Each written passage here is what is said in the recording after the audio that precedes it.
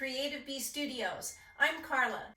I'm the creator and designer of more than 50 quilt patterns that use both beautiful sides of fabric. Today, let's look at Felicity.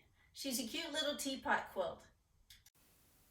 The link to the Felicity quilt pattern is in the description below. Felicity is 12 by 12 inches, and she's designed to hang from these little tabletop stands.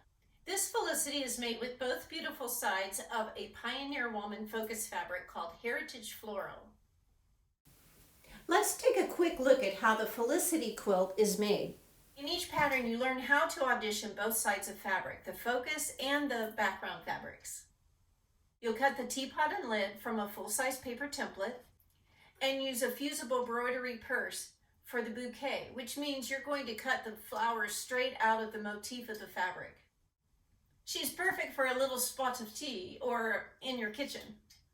Quilters in classes and workshops seem to really enjoy the part where they get to arrange their own bouquets.